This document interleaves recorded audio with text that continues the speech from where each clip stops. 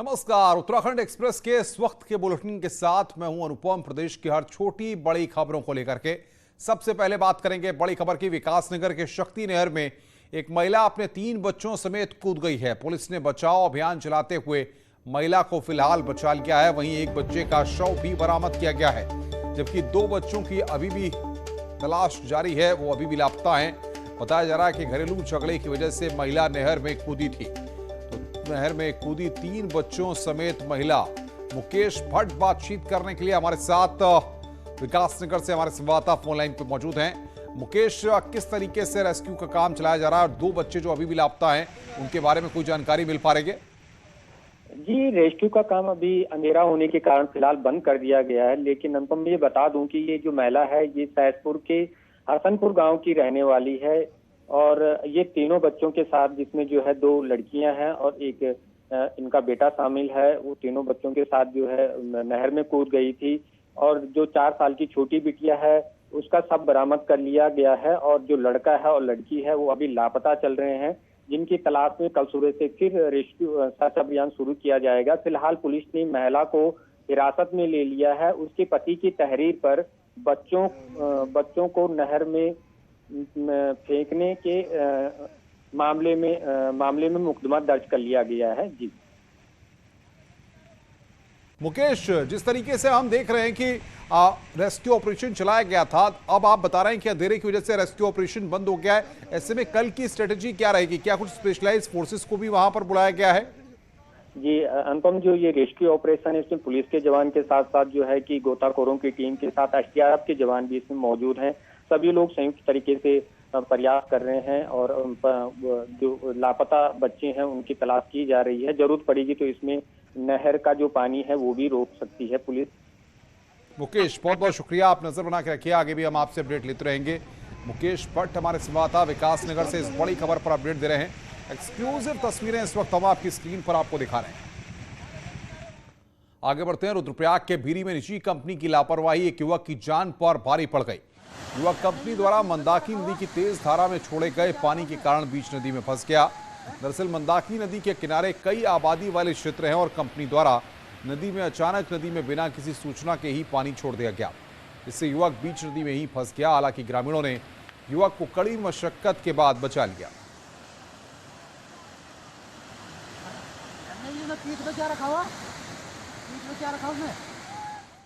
Bharatiya Janata party ने कांग्रेस के गढ़ में सेंध लगा दी है। दिल्ली में बीजेपी मुख्यालय में आज पुरोला से कांग्रेस विधायक राजकुमार बीजेपी में शामिल हो गए। कार्यक्रम में सीएम पुष्कर धामी, बीजेपी से राज्यसभा सांसद अनिल बरूनी और बीजेपी के उत्तराखंड प्रदेश अध्यक्ष मदन कौशिक भी मौजूद रहे। सीएम धामी ने राजकुमार को जमीनी नेता बताया है। वहीं विधायक राजकुमार ने पीएम मोदी के नेतृत्व की तारीफ की। आज भारत के यशस्वी प्रधानमंत्री जिन्होंने भारत को एक विश्व स्तर पर खड़ा किया है, भारत को आज भारत से कोई आंख दिखाने की बात सोच भी नहीं सकता है, मित्रता की बात करने लगे हैं। ऐसे यशस्वी प्रधानमंत्री जी से प्रभावित होकर मैं आज भारतीय जनता पार्टी में सम्मिलित हो रहा हूँ। मैं इस अवसर पर राजकुमार जी को अपनी शुभकामनाएं देता हूँ कि वो पार्टी में, चूँकि वो एक ज़मीनी नेता हैं और उनके आने से पार्टी को बल मिलेगा। जहाँ हम लोग थोड़ा कुछ चीज़ों को अगर और ज़मीनी स्तर पर पहुँचाने में वो मदद करेंगे, उनके कारण से ये लाभ हमारी पार्टी को भी मिलेगा। और निश्चित रूप से मैं पुनः स्वागत करता हूँ। और उनका नाम राजकुमार है, तो आज ये राजकुमार जो है हमारी भाजपा के राजकुमार हो गए, वहाँ से यहाँ आ गए। बहुत बहुत शुभकामनाएं। भारतीय जनता पार्टी में शामिल होने के बाद पुरोला विधायक राजकुमार ने आज दिल्ली में बीजेपी अध्यक्ष जेपी नड्डा से शिष्टाचार मुलाकात की। इस दौरान राज्यसभा सांसद अनिल बलूनी भी मौजूद रहे। दिल्ली के कांग्रेस विधायक राजकुमार बीजेपी में शामिल हुए तो इसमें बीजेपी के चुनिंदा नेताओं का बड़ा रोल रहा है। केंद्रीय मंत्री धर्मेंद्र प्रधान, सीएम पुष्कर सिंह धामी और राज्यसभा सांसद और बीजेपी के राष्ट्रीय मुख्य प्रवक्ता अनिल बलूनी की भूमिका रही। इन तीनों ही नेताओं ने कांग्रेस विधायक को अपने पाले में करने में बड़ी भूमिका निभाई और 2022 के लिए कांग्रेस को एक बड़ा झटका दिया गया है। वहीं कांग्रेस विधायक राजकुमार के बीजेपी ज्वाइन करने के बाद कांग्रेस के प्रदेश अध्यक्ष गणेश गोदियाल ने कहा कि कमजोर कड़ी टूट गई। उन्होंने कहा कि राजकुमार की अपने क्षेत्र में क्या स्थिति है ये सभी को पता है। उन्होंने संगठन छोड़कर सही काम किया।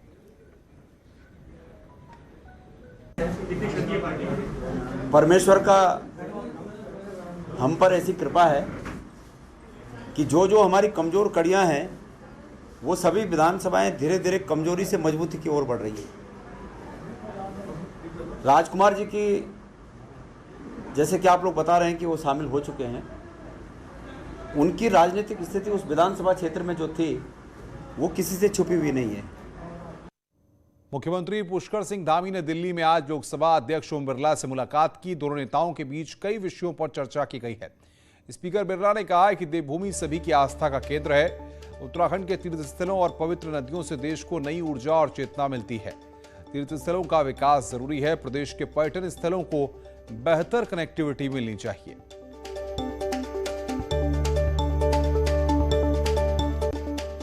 देहरादून में बीजेपी के अंदर मचा बवाल सड़क पर आ गया है। कार्यकर्ताओं ने बाकायदा मीटिंग करके अपने विधायक उमेश शर्मा काऊ को पार्टी से बाहर का रास्ता दिखाने की मांग कर डाली है।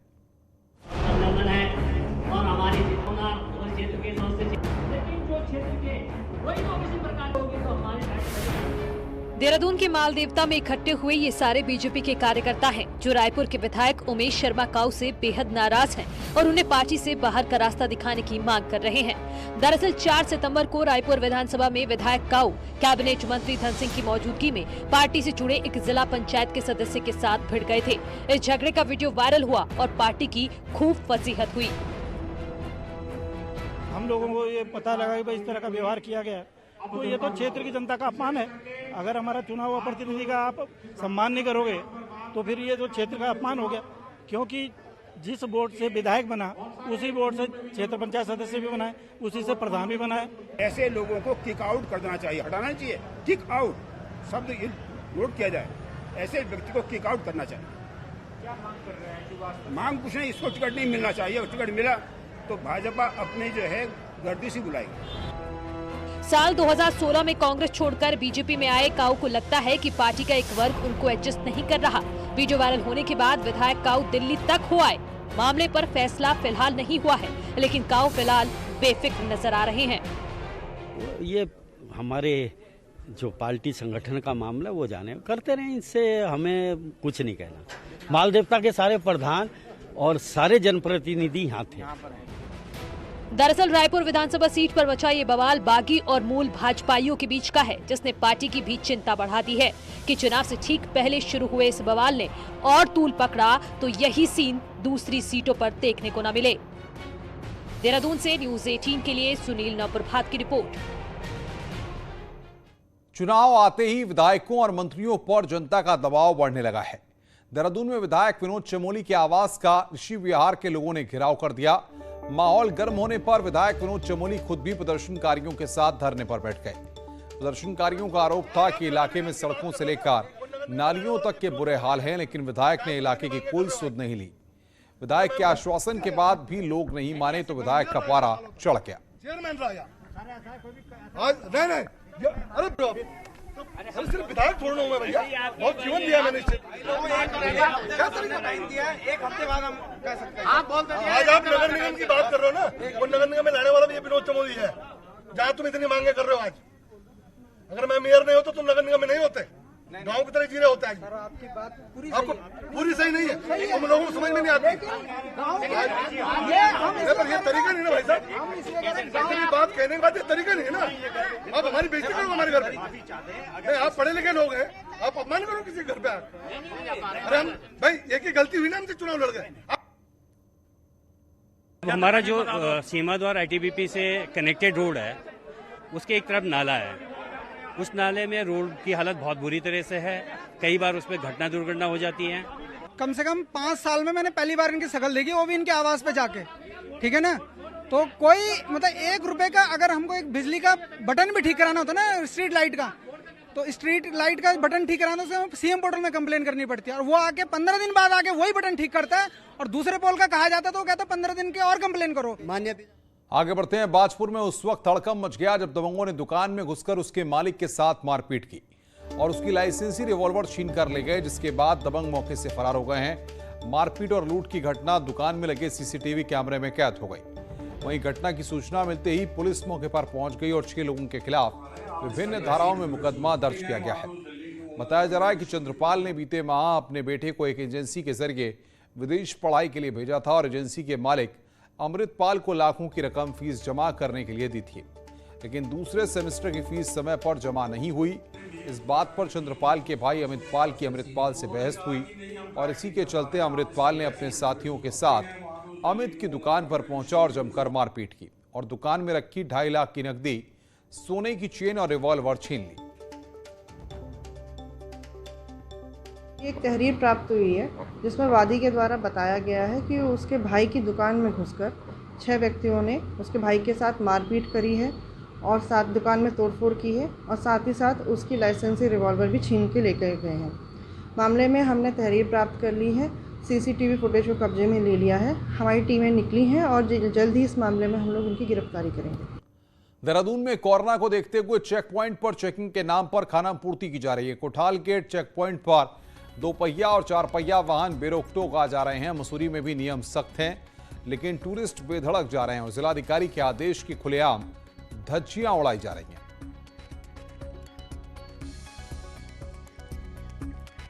लैंसडाउन जाने वाले पर्यटकों को कोटद्वार में जाम की समस्या से न जूझना पड़े, इसके लिए कोटद्वार शहर में पुलिस की ओर से नया ट्रैफिक प्लान लागू किया गया है। नए प्लान के तहत अब कोटद्वार की मेन रोड को 1 वे कर दिया गया है। साथ ही गैरेज मार्ग, पदमपुर मार्ग के रूटों को डाइवर्ट कर दिया गया है। एएसपी मनीषा जोशी का कहना है कि नया ट्रैफिक प्लान ट्रायल बेस पर चलाया जा रहा है। लाल बत्ती चौक से जब आप झंडा चौक की तरफ आएंगे तो बीच में एक रोड कटती है, तिराहे से अंदर को कटती है। वहाँ पे हमने क्रॉस जो है आना वो बंद किया है। वहाँ 1 वे ही घूम करके आपको जाना पड़ेगा। दूसरी तरफ जहाँ पे झंडा चौक पे पेंसिल रोड और ये पटेल मार्ग है, यहाँ पे हमने एक 1 वे किया है। रामनगर के तराई पश्चिमी वन प्रभाग के बन्नाखेड़ा रेंज में गुलदार का शव बरामद हुआ है। आशंका जताई जा रही है कि गुलदार जंगल से गुजर रही हाईटेंशन लाइन की चपेट में आ गया, इसके चलते उसकी मौत हुई है। डीएफओ के मुताबिक एक मेल गुलदार है, इसकी उम्र करीब 8 साल के करीब है।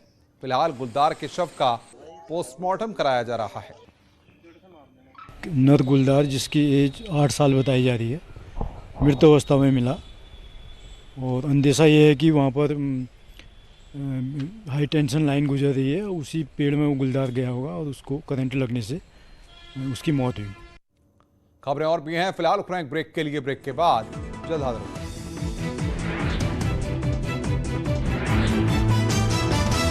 पर्यटन जोर पकड़ने लगा है। दुनिया के सबसे ऊंचे ट्रैक में शुमार कालिंदी खाल बद्रीनाथ जैसे दुर्गम ट्रैक को कोलकाता से आए ट्रैकिंग टीम ने पार कर लिया। इस टीम ने यह सफर 10 दिन में पूरा किया है। 2019 के बाद इस रूट पर जाने वाला यह पहला ट्रैकिंग दल था जिसमें 10 सदस्य शामिल थे। गंगोत्री धाम से बद्रीनाथ को जोड़ने वाला 5980 मीटर की ऊंचाई पर कालिंदी खाल ट्रैक दुनिया के सबसे ऊंचे ट्रैक में शामिल है।